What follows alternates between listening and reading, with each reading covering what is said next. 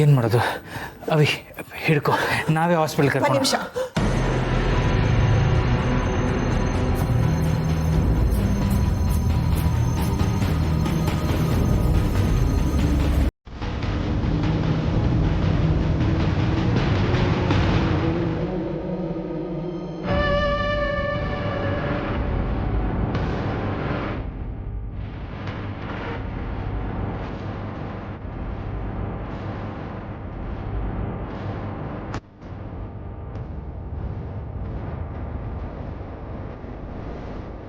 ತುಳಸಿಯವರೇ, ಹೇಗಿದ್ದೀರಾ?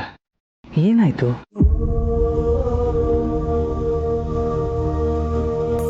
ಗೊತ್ತಿಲ್ಲ ಮಾಧವರೇ, ಏನೋ ಸಿಕ್ಕಾಕೊಂಡಂಗಾಯ್ತು.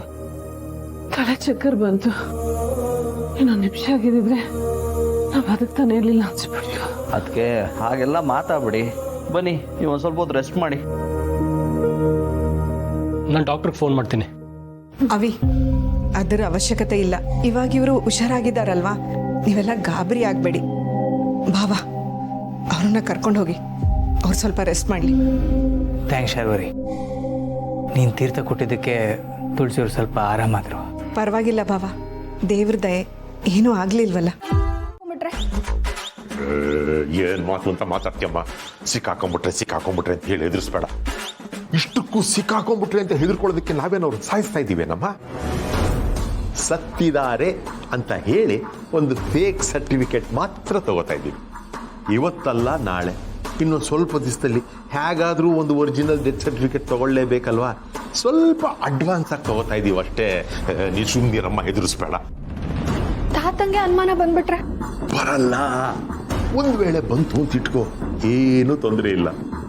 ಅಷ್ಟರಲ್ಲಿ ನಾವು ಬಿಸ್ನೆಸ್ ಶುರು ಮಾಡಿರ್ತೀವಿ, ದುಡ್ಡು ಬರೋಕ್ಕೆ ಶುರುವಾಗಿರುತ್ತೆ. ಹಂಗೂ ಒಂದು ವೇಳೆ ನಿಮ್ಮ ತಾತ ಕಿರಿಕ್ ಮಾಡಿದ್ರು ಅಂತ ಇಟ್ಕೋ, ಬಡ್ಡಿ ಸಮೇತ ಅವ್ರು ಕೇಳಿದಷ್ಟು ದುಡ್ಡು ಕೊಟ್ಬಿಡೋಣ. ಅಷ್ಟಕ್ಕೂ ಸಮಾಧಾನ ಆಗ್ಲಿಲ್ವಾ? ಡೆತ್ ಸರ್ಟಿಫಿಕೇಟ್ ತಗೊಂಡಿದ್ದಕ್ಕೆ ಕಾಂಪನ್ಸೇಷನ್ ಅಂತ ಇನ್ನೊಂದಷ್ಟು ದುಡ್ಡು ಕೊಟ್ಬಿಟ್ಟು ಆಯ್ತು. ಆಗಿದೆ ಐಡಿಯಾ. ಸರಿ, ನಾನೇನ್ ಮಾಡ್ಬೇಕು ಅಂತ ಹೇಳಿ. ಸೊಸೆ ಮುದ್ದು, ನನಗೂ ನೀನು ಸಪೋರ್ಟ್ ಮಾಡು. ಆಮೇಲೆ ನಾನು ನಿಮ್ಮ ತಾತನ ಡೆತ್ ಸರ್ಟಿಫಿಕೇಟ್ ಮಾಡಿಸ್ತೀನಿ. ನಮ್ಮ ಬಿಸ್ನೆಸ್ಸು ಶುರುವಾಗತ್ತೆ, ದುಡ್ಡು ಬರಕ್ಕೆ ಪ್ರಾರಂಭವಾಗತ್ತೆ.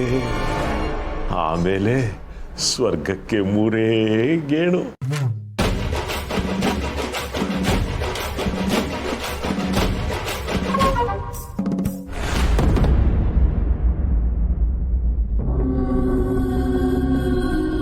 ಇವರಿಬ್ರು ಮತ್ತೆ ಏನೋ ಕಿರಿಕಿರಿ ಮಾಡೋ ತರ ಕಾಣಿಸ್ತಿದಾರಲ್ಲ.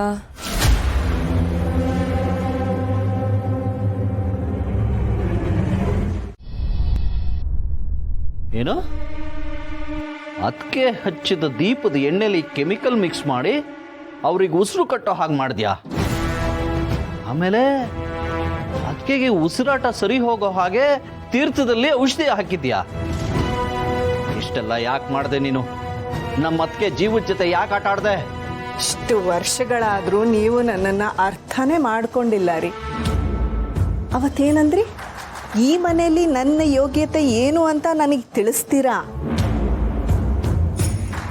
ಈ ಮನೆಯಲ್ಲಿ ಕೆಲಸ ಮಾಡಿಕೊಂಡು ಬೇರೆಯವ್ರ ಕಾಲು ಒತ್ಕೊಂಡು ಸೇವೆ ಮಾಡಿಕೊಂಡು ಬಿದ್ದಿರ್ಬೇಕಾ ನಾನು? ನೀವು ನನ್ನನ್ನು ತುಂಬಾನೇ ಅಂಡರ್ ಎಸ್ಟಿಮೇಟ್ ಮಾಡಿಬಿಟ್ರಿ ರೀ. ಶಾರ್ವರಿ, ಪ್ರಯೋಜನ ಇಲ್ಲ.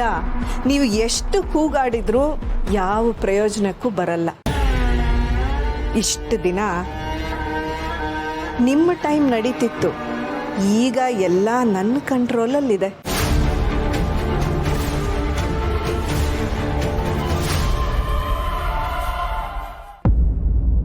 ನೀನು ಮನುಷ್ಯಳೇ ಅಲ್ಲ, ಹಾವಿಗೆ ಹಲ್ಲಲ್ಲಿ ಮಾತ್ರ ವಿಷ ಇದ್ರೆ ನಿನ್ನ ಉಸಿರು, ನಿನ್ನ ಯೋಚನೆಗಳಲ್ಲೆಲ್ಲ ವಿಷ ತುಂಬಿಕೊಂಡಿದೆ.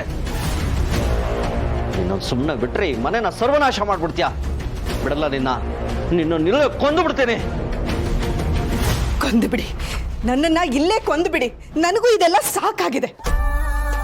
ಈ ನೋವು, ಹಿಂಸೆ, ಒದ್ದಾಟ, ನಾಟಕದ ಬದುಕು ನನಗೂ ಸಾಕಾಗಿದೆ ರೀ. ನಿಜವಾಗ್ಲೂ ಹೇಳ್ತಿದ್ದೀನಿ ರೀ, ನಿಮ್ಮ ನಂಬಿಕೆನ ಕಳ್ಕೊಂಡು ಬದುಕಕ್ಕೆ ನನಗೂ ಇಷ್ಟ ಇಲ್ಲ. ಇಷ್ಟೆಲ್ಲ ಮಾಡಿದ್ರು ಅದನ್ನೆಲ್ಲ ಮಾಡಿದ್ದು ನಾನೇ ಅಂತ ಯಾಕೆ ಒಪ್ಕೊಳ್ತಿದ್ದೀನಿ ಹೇಳಿ? ಕೆಟ್ಟದನ್ನ ಮಾಡೋ ಉದ್ದೇಶ ನಂದಲ್ಲ. ಅದಕ್ಕೆ ನಾನು ಬದಲಾಗಬೇಕು ಅನ್ಕೊಂಡಿದ್ದೀನಿ ರೀ. ನಾನು ಬದಲಾಗಬೇಕು ಅಂದರೆ ನೀವು ನನಗೊಂದು ಅವಕಾಶ ಯಾಕೆ ಕೊಡಬಾರ್ದು? ನನಗಾದರೂ ನಿಮ್ಮನ್ನು ಬಿಟ್ಟು ಮತ್ತೆ ಯಾರಿದ್ದಾರೆ ರೀ? ಏನು ಮಾತಾಡ್ತಿದ್ಯಾ ನೀನು? ನೀನು ಬದಲಾಗೋದಾ? ಹೌದು, ನಾನು ಬದಲಾಗಬೇಕು.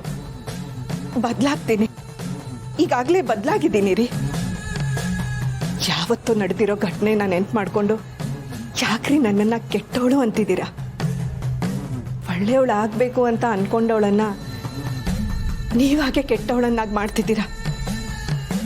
ಈ ಮನೆಯಲ್ಲಿ ಎಲ್ಲರೂ ನನಗೆ ಗೌರವ ಕೊಡ್ತಾರೆ. ಅವ್ರ ಮುಂದೆ ನನ್ನನ್ನು ಕೆಟ್ಟವಳನ್ನಾಗಿ ಮಾಡಬೇಡ್ರಿ ರೀ. ಹಾಗಿದ್ದೇನೋ ಆಗೋಯ್ತು. ಇನ್ನು ಮುಂದೆ ನಾನು ಯಾರಿಗೂ ತೊಂದರೆ ಮಾಡಲ್ಲ ರೀ. ಯಾರ ತಂಟೆಗೂ ಹೋಗಲ್ಲ ರೀ. ಪ್ಲೀಸ್ ನನ್ನ ಮೇಲೆ ನಂಬಿಕೆ ಇಟ್ಟು ನನ್ನನ್ನು ಕ್ಷಮಿಸ್ಬಿಟ್ರಿ ರೀ. ವಾಹ್,